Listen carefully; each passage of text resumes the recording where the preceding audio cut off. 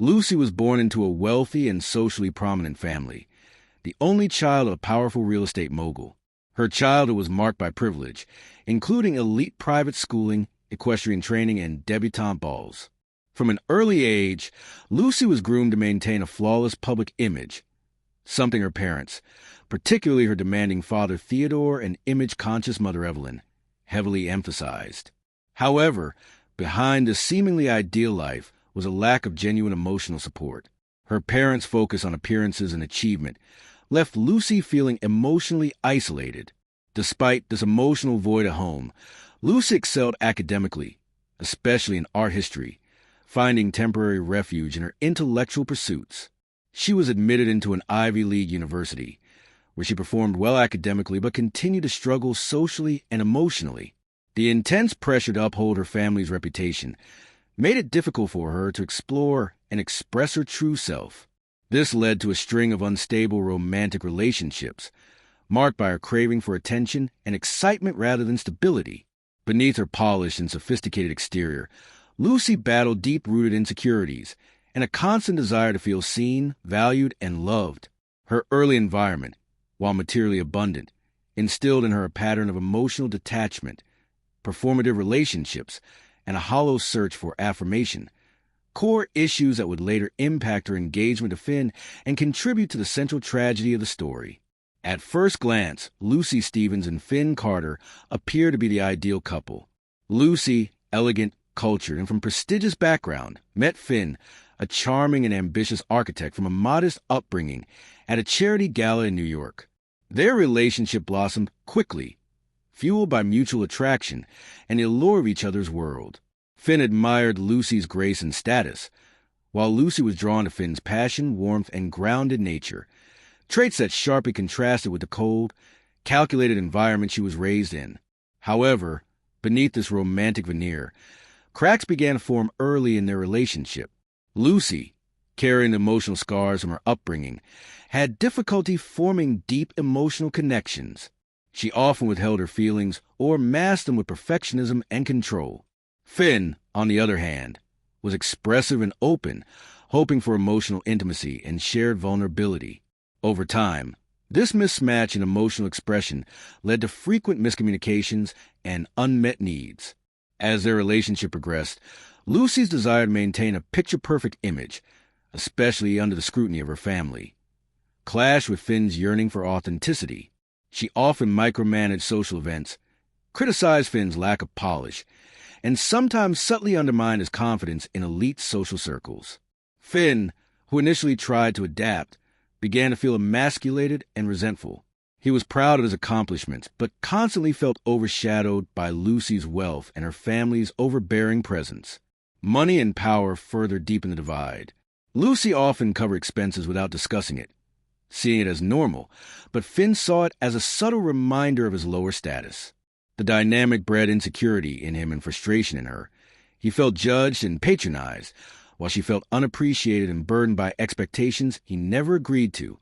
Over time, their romantic bond eroded into a cold, transactional arrangement filled with passive-aggressive behavior and buried anger. Friends and family noticed signs. Finn's growing withdrawal, Lucy's increasing irritability, but the couple continued to put on a united front, especially in public. By the time they became engaged, the emotional disconnect had solidified. Their engagement was not a celebration of love, but a compromise of appearances, a gesture to appease societal expectations rather than a deepening of commitment. The unresolved tension between them, built on years of miscommunication, class disparity, and emotional neglect, was a ticking time bomb. This toxic emotional environment would become the backdrop for the shocking events that followed, as each partner's hidden frustrations and unmet emotional needs pushed them toward dangerous choices. The discovery of Lucy's absence sent quiet shockwaves through community and uncovered a tangled web of secrets, shifting the spotlight onto Finn and revealing hidden layers of their relationship. It all began on a quiet Saturday morning when Lucy was reported missing. She hadn't shown up for a charity brunch she had helped organize, and her phone had been off for hours, something extremely unusual for someone as meticulous and punctual as her. Friends grew concerned, and by evening, the police were notified. As investigators delved into her disappearance, They uncovered subtle clues that hinted at deeper issues beneath the surface of Lucy and Finn's seemingly polished relationship. Finn, who initially appeared cooperative, was quickly drawn into intense scrutiny. His behavior, calm but detached, raised quiet concerns among friends and family. Some described him as strangely composed, while others noted he seemed more confused and distressed. The couple's home, usually a picture of elegance, held subtle signs of tension. Police noticed inconsistent statements, missing digital records, and a strange atmosphere. Nothing overtly alarming, but just enough to raise questions. Finn admitted that they had an argument the night before Lucy vanished, but insisted it was nothing unusual. He said she had left the house in frustration and hadn't returned. As media coverage grew, more attention was placed on Finn's past, their relationship dynamics, and Lucy's personal struggles. Friends came forward with quiet revelations. Lucy had confided in some about feeling emotionally distant from Finn, and Finn had shared feelings of being overshadowed and unheard. No one had imagined it would escalate into something so serious, but in hindsight, there were signs that the relationship had been quietly unraveling for years. With each passing day, Lucy's absence raised more questions than answers. Investigators broadened their focus, looking at phone records, surveillance footage, and financial transactions. Rumors began to swirl online and in social circles. The case, once seen as a simple missing person alert, had become a puzzle that pointed toward a deeper emotional and psychological unraveling. Not just of Lucy's whereabouts, but of a relationship that had been quietly coming apart behind closed doors. As the investigation unfolded, a surprising revelation came to light: a connection between Finn and a teenage neighbor named Tyler, which cast an entirely new shadow over the case.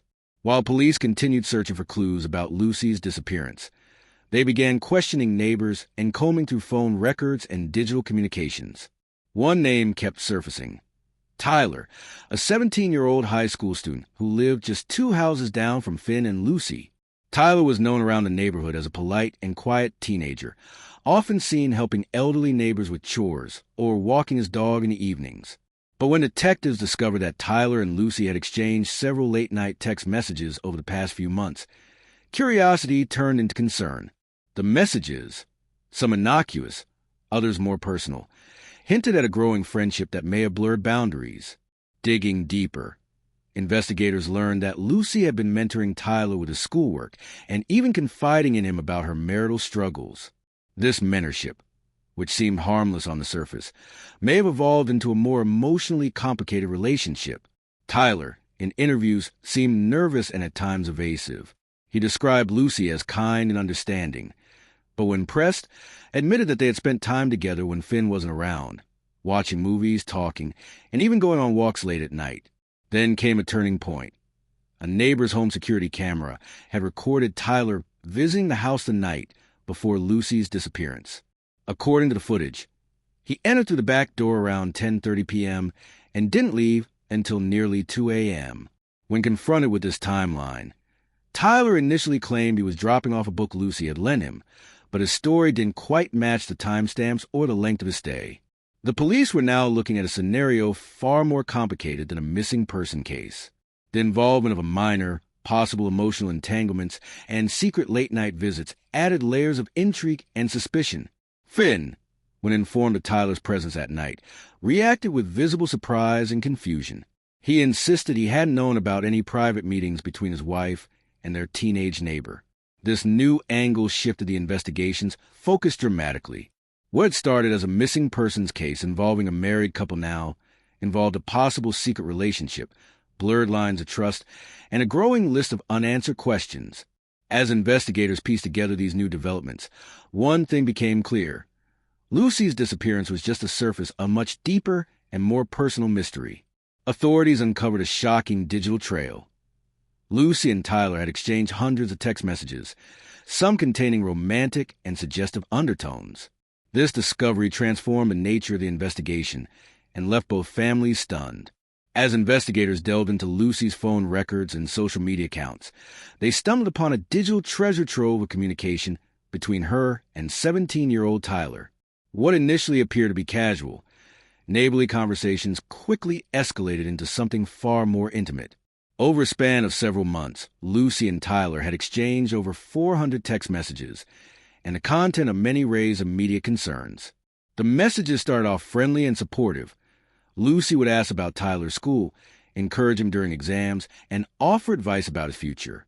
But the tone shifted gradually. Lucy began sharing personal thought about her marriage, expressing loneliness and emotional dissatisfaction. Tyler, in turn, offered empathy and support, often replying with affirmations and emotive responses. By midpoint in their exchange, some of the texts began to carry emotional and romantic undertones. Phrases like, "You understand me better than anyone," and "I wish things were different" began to appear. In a few cases, messages hinted at longing or crossed a line of mentorship into something more emotionally charged. Investigators even noted emojis, hearts, winks, and kisses, used in contexts that couldn't be explained away as purely friendly. Perhaps most troubling was the frequency and timing of the messages. Many were sent late at night, some between midnight and 2 a.m., suggesting secrecy and urgency. The volume and intimacy of their conversations painted a picture of an emotional bond that had grown in the shadows, without the knowledge of their respective families. When both families were informed of this digital correspondence, reactions were intense. Tyler's parents were shocked and distraught, unable to reconcile the messages with the son they thought they knew. They insisted he had simply looked up to Lucy as a trusted adult and neighbor, though the messages told a more complicated story. Finn, Lucy's husband, was devastated by the revelation. He had believed his marriage was simply going through a rough patch, never imagining that his wife might be emotionally involved with someone, especially a teenager. The trust he had in Lucy unraveled instantly, replaced by disbelief and a deep sense of betrayal. This discovery turned a missing person case into something far more delicate and emotionally charged. Investigators now had to consider not just where Lucy had gone, but why. Had her relationship with Tyler played a role in her disappearance? Was someone trying to protect her or silence the scandal? Or had Lucy left by choice, overwhelmed by the weight of her secrets? The emotional and digital entanglement between Lucy and Tyler became a focal point of the case, leading to a flood of new theories, and intensifying the urgency to find Lucy dead or alive. Tyler's internet history revealed that he had researched ways to fake a disappearance, cover up evidence, and even search for nearby secluded locations. These findings drastically shifted the focus of the investigation. As detectives worked tirelessly to unravel the mystery of Lucy's disappearance, they turned their attention to Tyler's digital footprint. While the text messages between Lucy and Tyler had already raised red flags, what they found in his internet search history escalated concerns to a whole new level. Using forensic tools, investigators combed through Tyler's computer, phone, and cloud backups. What emerged was a disturbing pattern of online activity, searches that were not only suspicious but deeply strategic and methodical. Among the most alarming findings were the following types of searches: how to disappear without being found, how to wipe fingerprints off metal, best way to destroy a phone without trace, how police track missing persons, remote areas near their hometown. Some searches were clearly attempts to understand law enforcement tactics, while others hinted at premeditation and efforts to evade detection. Investigators noted that many of these searches were made late at night, shortly before Lucy was last seen. This timing made it difficult to dismiss them as random curiosity. One particularly chilling search stood out. How long does it take for someone to be declared missing without evidence? This raised the possibility that Tyler may have been planning something that involved Lucy vanishing without a clear trail, or at the very least, was thinking about the legal and procedural aspects of a disappearance. In addition to these searches, Tyler had also looked up nearby abandoned buildings and remote trails, including one specific hiking path known for its rugged terrain and lack of self-service. This location would later become central to the investigation, as it was the same area where Lucy's phone last pinged a cell tower before going offline. Detectives were no longer dealing with a simple missing person case. They were staring down the barrel of something potentially orchestrated. Tyler's internet history didn't just raise suspicion. It reframed the entire narrative. It painted a picture of a teenager who may have been emotionally entangled and then taken calculated steps based on that emotional state. This new evidence forced law enforcement to consider darker theories. Had Lucy planned to disappear with Tyler? Was Tyler trying to protect her or hide something more serious? Could this have been a case of emotional desperation spiraling into a harmful decision? The discovery also intensified scrutiny from the community. What once looked like a tragic love story now took on undertones of planning, secrecy, and calculated risk. It wasn't just about where Lucy had gone, but whether someone had helped her disappear or ensured she never returned. Friends described Lucy as optimistic about her future. She had recently been accepted into a university and was planning to study psychology. Her excitement about leaving town and starting anew was something she often talked about, especially with those closest to her. This point adds a deeply personal and emotional layer to Lucy's story. It highlights who she was before the events that led to her disappearance, reminding us that Lucy wasn't just naming a case. She was a young woman with ambitions, plans, and a hopeful outlook. According to close friends and family members, Lucy had recently received exciting news. She had been accepted into a well-regarded university with plans to major in psychology. For her, this wasn't just an academic decision. It was a chance to redefine her life, break away from small-town limitations, and explore her growing interest in human behavior and mental health. She often talked about her dreams of becoming a therapist, hoping to one day support young people who struggle with anxiety and relationships, much like she sometimes did herself. Her friends recalled late-night conversations where Lucy would speak passionately about her future, imagining a life where she could live independently, meet new people, and pursue a meaningful career. Her excitement about college wasn't only about academics. It symbolized freedom. Lucy had mentioned feeling somewhat trapped in her current environment, whether it was the pressure of living up to others' expectations, dealing with complex relationships, or simply longing for a fresh start. She saw a university as her escape hatch, a place to begin again, far from the scrutiny and emotional complications of her current life. This optimism painted a picture of a young woman with clear direction, someone who wasn't impulsive or reckless, but thoughtful and intentional about her next steps. Friends noted that Lucy was already gathering things she'd need for school, packing essentials, budgeting for dorm life, and even researching psychology textbooks in advance.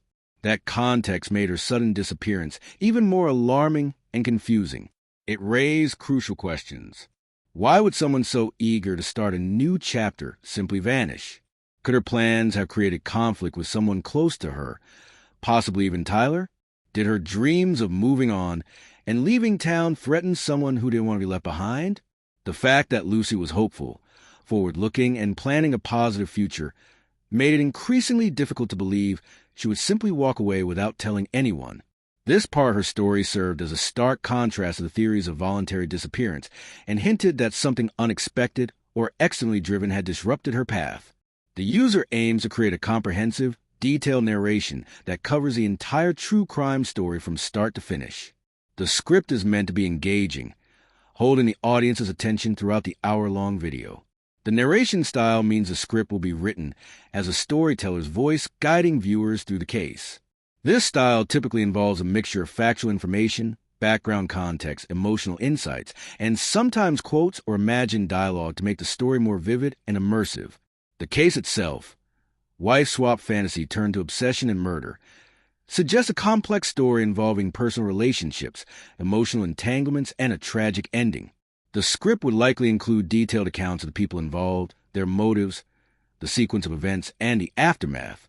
Because the video is 1 hour long, the script will need to be well-structured, with a clear introduction, rising tension, climax, and resolution. It would also probably include elements like descriptions of the setting and atmosphere, profiles of the main characters, the timeline of events, possible theories or explanations, the investigation and legal proceedings, reflections on the impact of the crime. The goal of the script is to provide a compelling, respectful, and accurate portrayal of the case that appeals to true crime enthusiasts while maintaining sensitivity, given the nature of the content.